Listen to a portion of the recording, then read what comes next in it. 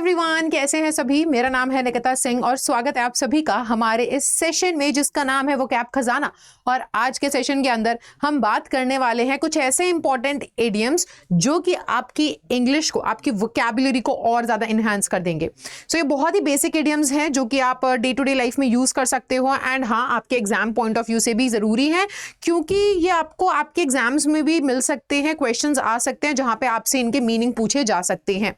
चलिए तो बिना किसी देरी के इस वीडियो को जल्दी से शुरू करते हैं। अगर आप इस चैनल पर नए हैं तो इस चैनल को सब्सक्राइब जरूर करना और ये वीडियो पूरी जरूर देखिएगा एंड ज़्यादा से ज़्यादा शेयर कीजिएगा, लाइक करना मत भूलना। चलो तो शुरू करते हैं और बढ़ते हैं सबसे पहले हमारे इडियम पे जो कि है स्पिल द बीन्स।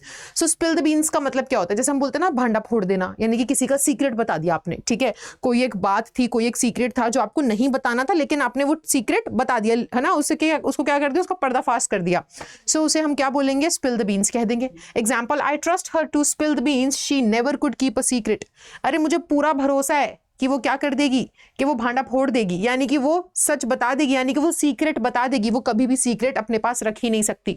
होता है ना कोई कोई ऐसा जो कि अपने पास ना, अगर उसे कोई खुफिया बात बता दी जाए और बोले किसी को मत बताना, तो उसके से पेट में ना गुड़गुड़ होने लग जाती है कि अरे ऐसे कैसे ना बताऊं किसी को तो बताना पड़ेगा।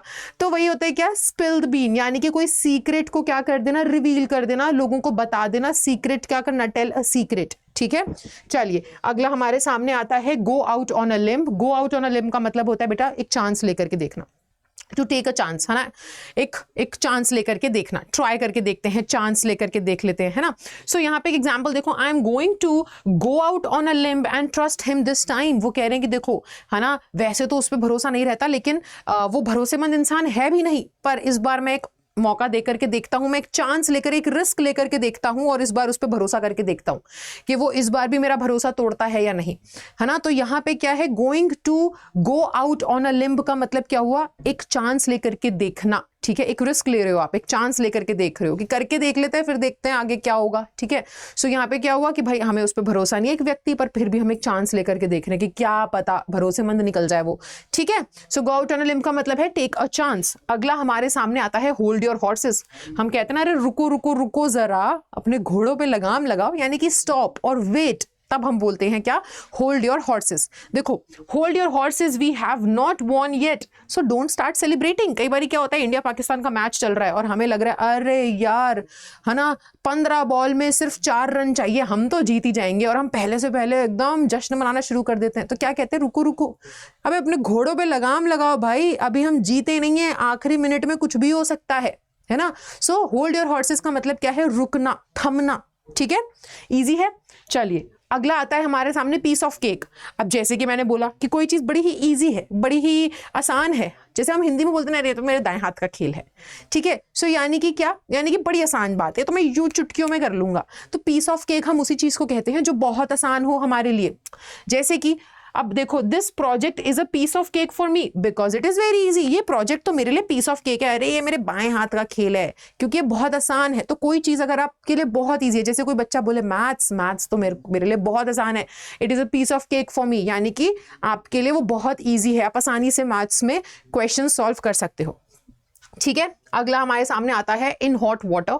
अगर आप कहते हो I am in hot water, यानी कि यू आर इन ट्रबल, आप परेशानी में है। सो कोई भी चीज अगर, कोई भी व्यक्ति अगर हॉट वाटर में है, यानी कि समझ जाओ परेशानी में है। ठीक है, देखो, he found himself in hot water over his comments about latest government policies, यानी कि उसने अपने आप को मुसीबत में पाया। इन हॉट वाटर यानी कि ट्रबल में।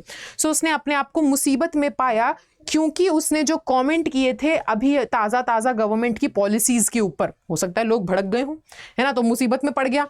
ठीक है, तो इन हॉट वाटर का मतलब क्या होगा, टू बी इन ट्रबल। चलिए, और लास्ट हमारे पास है at the drop of a hat. At the drop of a hat यानी कि बिना हिचकिचाहट के तुरंत। कोई काम अगर आप तुरंत करने को तैयार हो, बिना सोचे, बिना हिचकिचाहट के, तो आप क्या बोलोगे, at the drop of a hat.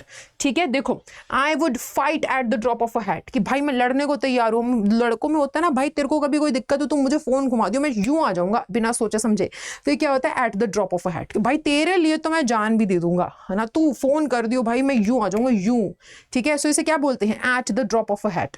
ठीक है, सो ये हैं आपके आज के कुछ 6 इडियम्स जो कि आप डे टू डे बेसिस पे यूज कर सकते हो और अपनी इंग्लिश को और इंप्रूव कर सकते हो। एक बार जल्दी से इनको रिवाइज कर लेते हैं। सबसे पहला हमारे सामने था स्पिल द बीन्स, यानी कि किसी का सीक्रेट बता देना। ठीक है, अगला हमारे सामने आया गो आउट ऑन अ लिम्ब, यानी कि एक चांस लेकर के देखना। उसके बाद हमारे सामने आया होल्ड योर हॉर्सेस, यानी कि थमना, इंतजार करना। उसके बाद है पीस ऑफ केक, अगर कोई चीज़ पीस ऑफ केक है यानी कि बहुत ही आसान है। उसके बाद आया इन हॉट वाटर, गर्म पानी में होना, यानी कि एक्चुअल में मुसीबत में फंसना। और लास्ट हम लोगों ने देखा at the drop of a hat, इसका मतलब क्या होता है? इसका मतलब होता है तुरंत बिना हिचकिचाहट के कोई भी काम करना।